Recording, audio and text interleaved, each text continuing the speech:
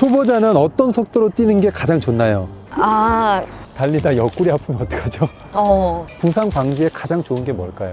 10km 정도 뛰면은 기록에 욕심이 나기 시작하잖아요. 기록 단축하는데 가장 효과적인 방법. 인터벌 훈련 초보분들한테 필요한가요? 필요하지 않는 게 아니라 하면 다쳐요. 훈련이 되게 효과가 있어요. 몸에 데미지도 없고 그리고 과부하도 많이 안 일어나고. 10km 하프 대회 앞둔 분들에게 꼭 추천하고 싶은 훈련법.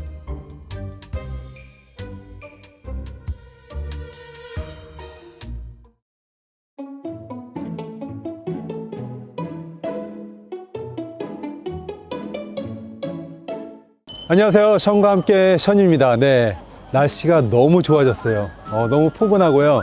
날이 좋아지다 보니까 진짜 많은 분들이 나와서 뛰기 시작했어요. 정말 유익한 정보를 드리는 그런 컨텐츠로 왔습니다. 옆에 계신 분 아마 션과 함께를 계속 보셨으면 아실 거예요. 소개해 주세요. 안녕하세요. 반갑습니다. 저는 권은주 감독입니다. 너무 짧잖아요. 아니, 저는 네. 형님이 감독으로서 여기 아마 션과 함께 채널에 다수는 아니고 몇 번 출연한 것 같은데 뭐를 말씀하세요? 제가 그냥 소개해 드릴게요. 네, 제가 할게요. 옆에 계신 분은 권은주 감독님, 한국 여자 마라톤 레전드입니다.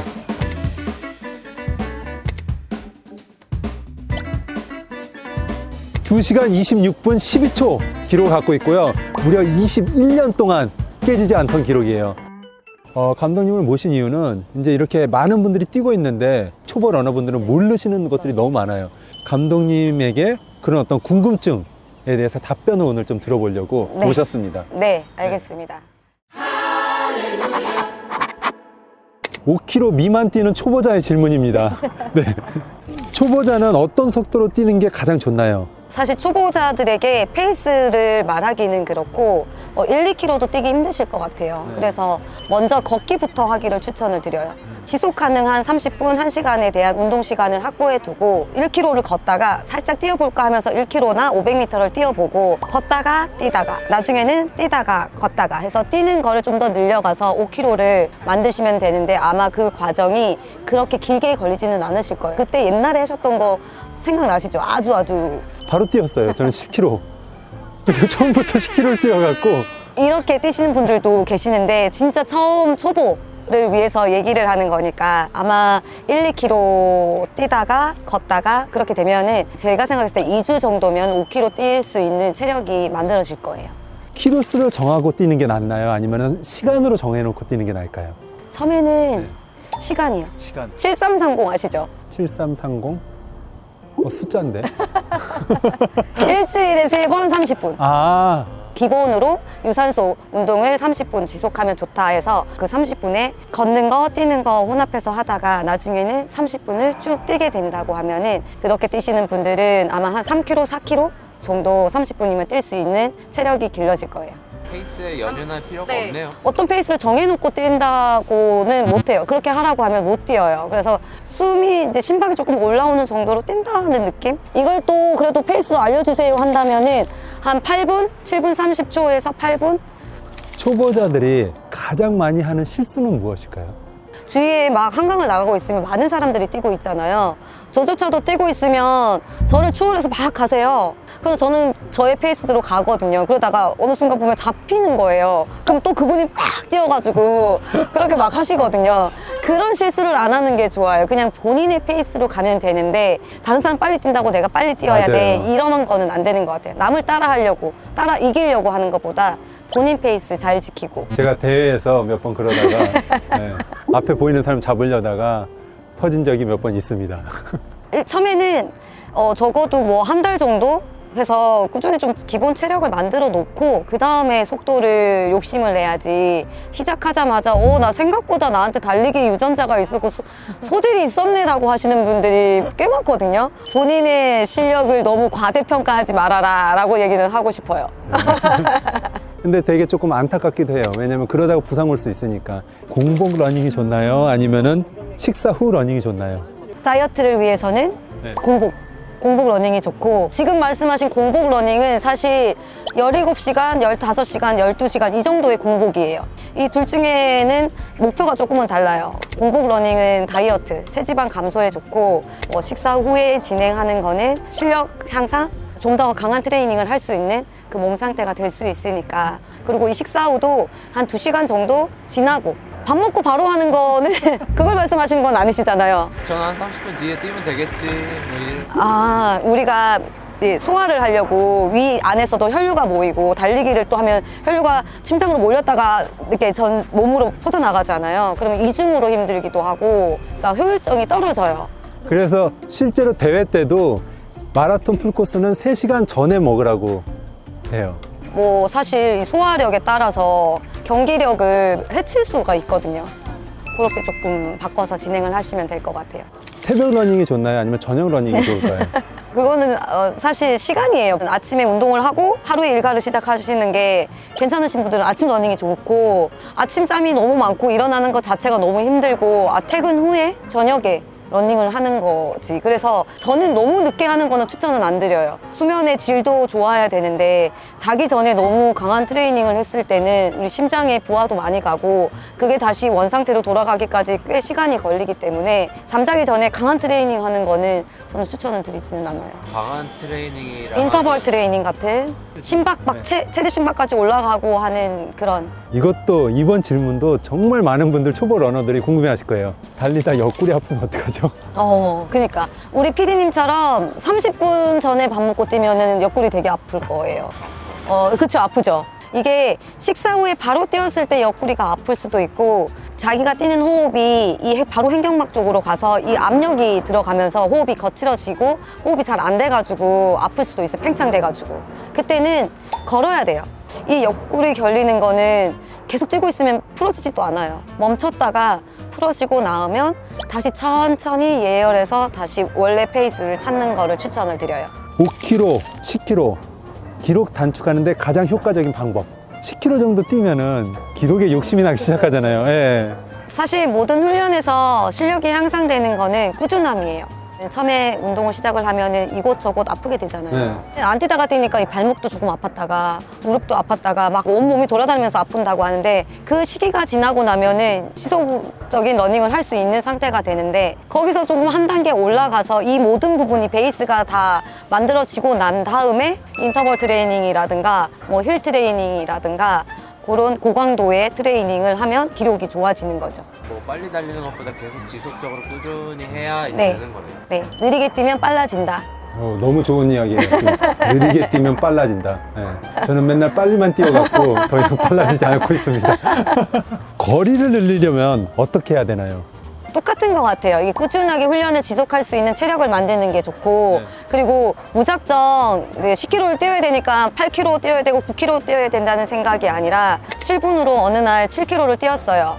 다음 날은 한 6분 40초로 5km를 좀 더 짧게 뛰어요.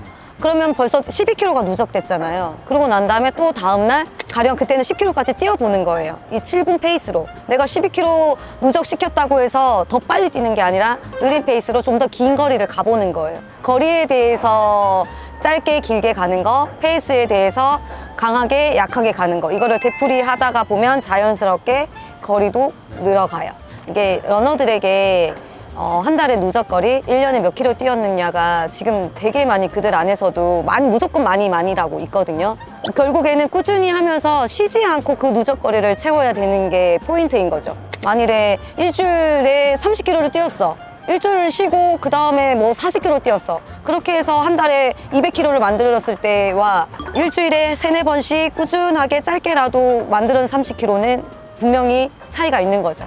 스마트워치로 꼭 이거는 체크해야 된다.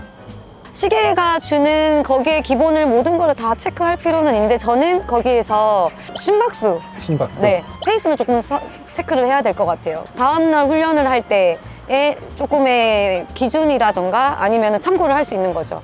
가령 오늘의 5분 50초와 내일의 5분 50초의 심박수는 다를 수가 있거든요. 피로가 쌓여가지고 똑같은 페이스일지라도 어느 날은 되게 높이 나올 때 있어요. 그때는 이걸 참고를 해가지고 조깅을 페이스를 늦추거나 시간을 조금 단축을 하거나 해서 조절을 해줘야지 돼요. 그래서 심박수 체크는 조금 필수로 중요한 것 같아요. 형님 뭘 보세요? 감독님하고 처음 뛰기 시작했을 때, 훈련하기 시작할 때는 케이던스를 많이 봤어요. 예. 케이던스를 한 180 정도 가져가는 게 좋다라고 얘기를 하셔갖고 내가 케이던스가 좀 늦었었거든. 한 165, 170 맥시멈이 거의 그 정도로 나왔는데 이제 그거를 조금 끌어올리라고 그래갖고 매번 훈련마다 그걸 체크를 했었어요. 심박수는 어느 정도로 하고 뛰면 이런 것까지 이제 초보 러너들도 생각을 하더라고요. 네. 220에서 나이를 뺀 게 최대 심박수거든요. 같은 동일한 연령대에는 똑같은 최대 심박수를 가지고 있는 거잖아요. 우선에는 본인의 최대 심박수를 정확하게 조금 알고 있는 게 그 심박수에 진짜 관심이 많다면은 그거는 진짜 운동 보아 검사를 해봐야 돼요. 네. 알고 있는 거는 도움이 되는 거니까 무리를 할 수 있고 그거를 조금 대비를 해주니까 인터벌 트레이닝은 최대 심박수의 80%로 진행을 하고 조깅을 한 뭐 60%로 조깅을 하고 요거 정도로 알고 계시면서 거기 맞게끔 하시면 될 것 같아요. 근데 심박수에서 막 지금 복잡한 수학 공식이 나오고 또 가서 돈을 지불하고 막 알아보고 이래야 되니까 그거 없이 존2 러닝이란 어느 정도 이제 생각하면 될까요? 옆에 사람과 이렇게 웃으면서 얘기할 수 있는 정도. 얘기하면서 뛸 수 있는 이렇게 웃으면서 예. 얘기할 수, 숨은 차지만 얘기할 수 있는 정도고, 러닝은 얘기는 하지만 말 좀 그만 시켜줬으면 좋겠는데 뭐 이렇게 숨소리가 좀 거치게 나오는 요 정도고, 그냥 옆에 사람과 편하게 조금 얘기할 수 있는 정도로 하시면 좋을 것 같아요. 네. 존2 조깅은. 사람마다 그 존2는 다 달라요. 쉽게 말해서 나는 한 뭐 5분에서 5분 초반대 뛰는 게 존2. 근데 김지석 선수는 4분 뭐 중반대 뛰는 게 존2. 이렇게 다 다르니까. 예. 존2 조깅 되게 어려워요. 그 심박이 되게 낮게 뛰어야 되는데 저도 거의 그냥 존3에서 계속 조깅을 그냥 뛰거든요. 거기만 너무 고집하지 말고 어느 정도 자극 정도 줘도 되니까 5에서 10회 정도 더 뛰어도 되니까 무서워하지 말고 하는 걸 추천드려요. 초보 러너분들도 인터벌 해야 돼. 나 인터벌 해야 돼. 막 이러잖아요. 인터벌 훈련 초보 러너들한테 필요한가요? 필요하지 않죠. 필요하지 않는 게 아니라 하면 다쳐요. 고강도 훈련이고 난이도가 있는 훈련이기 때문에 우리 SNS상이나 인터넷에 떠도는 그 정보를 가지고 본인에게 바로 정립시키는 거는 되게 위험한 거고, 인터벌이 400m, 뭐 1000m, 2000m, 3000m 이렇게 거리를 조금 정해놓고 하거든요. 초보분들이 400m를 4분 페이스로 지속할 수 있는 여건이 그 정도 실력이 안 되잖아요. 그리고 인터벌 가기 전에 뭐 관문이라고 할 수 있는 짧은 거리를 정해놓고 50m에서 100m 정도, 그 정도 하면은 그래도 속도를 그 정도 유지할 수 있거든요. 지속할 수 있으니까 25초 뛰고 50초 정도 회복하고 다시 또 25초로 100m 뛰고, 이거를 몇 회 반복하는 그런 방법의 인터벌은 괜찮아요. 초보분들도 그렇게 뛰시면은 경쾌함, 리듬들이 살아날 거예요. 그렇게 하는 거는 추천은 드리는데, 정말로 하는 정석의 인터벌은 조금 더 실력을 키우고 오세요 라고 말씀드리고 싶네요. 그러니까 주행거리가 몇 킬로 정도 되시는 분들이부터 이제 인터벌 훈련을 해야 되는 거예요. 근데 그거를 주행거리라고는 또 단정은 못 짓고, 여성분들 한 45분 이내, 남성분들 40분 이내, 그 정도는 인터벌이 하면 효과적인데, 빌드업 훈련이 되게 효과가 있어요. 근데 빌드업 훈련은 뭔가요? 빌드업은 이제 뭐 킬로나 아니면 분수를 정해놓고 그때마다 당기는 거야. 피디님의 기준으로 봤을 때 10km 기록이 어떻게 되시죠? 최고 기록이요? 최고 기록 얘기해주세요. 한 번 뛰었잖아, 한 번. 그만해요. 14분. 54분이에요. 그럼 한 5분 30초, 5분까지 올릴 수 있거든요. 그거를 10km를 뛴다고 생각을 했을 때 처음에는 6분 30초나 6분에서 시작을 하는 거예요. 한 2km마다 페이스를 뭐 10초나 20초씩 당겨가지고 마지막에 한 2km 마지막 남았을 2km 가. 때 8km에서는 뭐 5분 30초나 5분으로 쭉 지속해서 가는, 단계 계단식으로 올라가는 거예요. 페이스가 10초 줄여도 되고 뭐 5초씩, 그러니까 페이스 변화만 계단식으로 올라가면 돼요. 내려가지만 않으면 돼요. 그러니까 저 같은 사람들은 인터벌보다는 빌드업을 해요. 네, 그게 효과적인 거다. 그쵸. 이게 몸이 풀린 상태에서 서서히 올라가면은 몸에 데미지도 없고, 그리고 과부하도 많이 안 일어나고, 인터벌이라는 거는 한 번에 심박을 팍 올리는 거니까 관절에도 근육에도 무리가 많이 가니까 그걸 좀 튼튼하게 하고 난 다음에 그 강한 트레이닝을 집어 넣어야지 돼요. 하나 더 변속주에 대해서 얘기해 주세요. 이 변속주는 속도를 변형시켜서 하는 거예요. 1km나 2km를 7분으로 가요. 그 다음 2km는 한 6분 30초로 30초 올려서 뛰는 거예요. 그럼 다시 2km를 7분으로 뛰는 거예요. 그게 인터벌 아니에요? 변속주예요. 그거는 인터벌 페이스까지 올라가지는 않아요. 거의 근접하거나 조금 내려서 가는 거죠. 4분 40초 평균 페이스가 나왔을 때 내가 변속주를 했으면은 4분 20초까지 뛰고 5분에도 뛰고 막 이랬던 이렇게 거니까. 왔다 갔다 하는 네. 거고. 그럼 10km 뛰는 사람부터 해야 되는 거예요, 이거? 아니요, 상관없어요. 인터벌 트레이닝을 할 수 있는 정도 실력이 아니라면 자극도 줄 수 있고 심박의 자극, 근육의 자극, 재미, 또 훈련의 재미를 위해서도.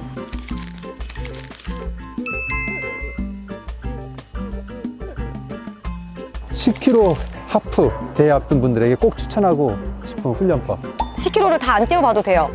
8km까지만 뛰어보면서 거기서 기록을 좀 단축하기 위해서는 처음에 뭐 준비할 때는 가령 7분이 나왔다면 나중에 준비할 때는 실력도 좋아졌고 누적되어 있는 체력도 있을 거니까 그때는 한 6분 30초로 한 8km를 뛰어보고 페이스 조절 능력 이 부분을 잘 뭐 가져가고 10km 말고 20km 뛰시는 분들도 아마 이거 볼수 있잖아요. 그러면은 그렇게 할게요. 10km를 뛰어보신 분이 이제 하프를 완주를 목표로 뛴다 했을 때 준비 기간 10km 이제 완주를 했어. 이제 겨우 10km를 완주했어요. 10km 뛰고 난 다음에 적어도 저는 한 달? 짧으면 한 달. 한 달 뒤에 하프 뛰는 거를 추천을 드려요. 본인의 기록에는 욕심내지 않게 하프 완주의 목표는 세울 수 있죠. 그 한 주, 4주의 시간이 있다고 가정하에 준비를 한다면 10km 뛰고 그 다음에는 8km를 뛰는 거예요. 10km를 1시간 10분으로 완주를 했다 하면 거의 7분 페이스잖아요. 그러면은 8km는 6분 페이스로. 그 다음에는 한 15km를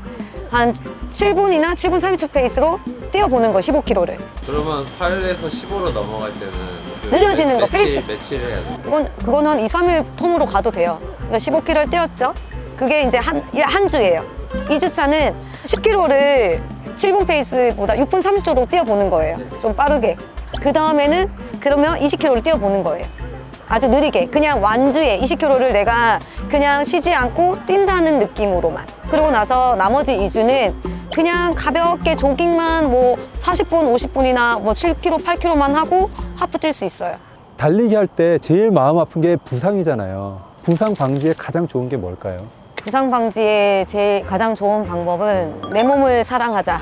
달리면서 안 아프지는 않거든요. 조금은 아픈데 그 아픔이 지속이 될 건지 본인들이 아마 알 거예요. 이게 통증이 무리가 될 것 같은 통증? 이런 통증이 느껴지면은 달릴 때 바로 멈춰야 돼요. 처음에 한 3일 정도는 소염제, 그리고 아이싱, 그다음 스트레칭 이걸 해주시고 3일 뒤에 조금씩 움직여 봤을 때 그래도 통증이 있다면 병원을 가시는 거를 추천을 드리는 거고, 부상이 제일 우리 러너들에게 가장 큰 스트레스이고 제일 부담이니까 오버 트레이닝 하지 않는 게 제일 중요한 거죠. 운동 끝나고 난 다음에는 아프지 않더라도 아이싱, 그리고 마사지, 그리고 스트레칭, 다음날 아침에 일어났을 때 피로도에 따라서 훈련을 지속할 건지 하루 더 휴식을 줄 건지 그렇게 판단을 하고 난 다음에 훈련을 이어가는 꾸준함, 이 부분이 제일 중요한 거죠. 이제 저도 예전에 혼자 뛸 때는 하루가 바쁘게 지나가니까 뭐 직장 다니시는 분들도 있잖아요. 딱 뭐 한 40분밖에 시간 없어. 근데 이거 뭐 스트레칭 하느라 시간 뺐고 뭐 그러면 막상 달릴 시간이 없으니까 그걸 다 빼고 그냥 달리기만 하잖아요. 어쨌든 조금이라도 이 부상 방지를 위해서 투자한다면 먼저 웜업이 중요할까요? 아니면 끝나고 스트레칭이 중요할까요? 아빠가 좋아, 엄마가 좋아 같은 느낌인데 사실 그렇다면은 바로 웜업을 달리기로 연결시키면 되는 거예요. 처음에는 가볍게 걷다가 천천히 뛰는 거죠. 천천히 뛰는 것도 웜업이라고 생각을 하면 돼요. 팔 좀 돌리면서 목 좀 돌리면서 가볍게 살살살 뛰는 거죠. 근데 정말로 고르라고 하면은 저는 마무리 스트레칭, 끝나고 난 다음에 쌓여있는 젖산, 노폐물 이런 부분들을 스트레칭을 통해서 없애줘야지 내일 훈련을 할 수 있으니까. 이제 저희 댓글에 보면은 정말 뭐 30분만 겨우 하루에 낼 수 있어 이러신 분들도 있기 때문에 스트레칭 하는 시간이 너무까지 확보가 안 된다면은 미온수 샤워도 근육을 풀어주는데 좋거든요. 그러니까 이제 샤워하고 일하는 틈틈이 조금씩 움직여주는 그 정도는 할 수 있잖아요, 우리가. 그렇죠. 그쵸? 예. 예. 일하는 중간에도 조금의 뭐 10분이라든가 5분가 있으면 그때 스트레칭을 생활화하는 거를 만드시면 좋을 것 같아요. 네, 여기까지가 오늘 질문이었습니다. 아마 오늘 이 영상을 보시는 분들은 너무나 많은 고민들이나 질문들이 해결이 됐을 것 같아요. 이거 얼마짜리 레슨인지 모릅니다. 책을 쓰셨어요. 네. 네, 여러분의 인생에 달리기가 필요한 시간입니다. 그래서 여기 어떤 이야기들이 담겨 있나요? 대회 참가했었던 저의 선수 생활 이야기와 네. 저를 거쳐간 러너들의 이야기가 들어가 있어요. 그리고 중간중간에 이렇게 Q&A 같은 것도 있고 네. 러닝 팁도 있어요. 네, 네. 러닝 팁도 있어갖고 그게 너무 좋아요. 지금 러닝을 시작하시는 분들에게 조금 맞춤으로 조금 쉽게 그래서 기초적인 러닝 팁들이 들어가 있어요. 션과 함께 구독자분들 우리 26만이에요. 한 분 한 분 26만 구독자분들이 다 구입하시죠. 책을 읽으면서 벌써 나가서 뛰고 계실 거예요. 선물을 드려야 되는 건 아닌가요? 구독자분들 한 3분. 세 분, 네. 저희 사인이 필요하신 분들 세 분에게 네. 선물로 드릴게요. 사인. 네. 그러면 댓글에 달아주세요. 근데 오늘도 이렇게 러닝 관련돼서 수다 떨어서 너무 재밌는 시간이었고요. 이렇게 나와주셔서 너무 감사하고 네, 션과 함께 네, 불러주셔서 감사합니다. 네, 오늘 고맙습니다. 네. 네.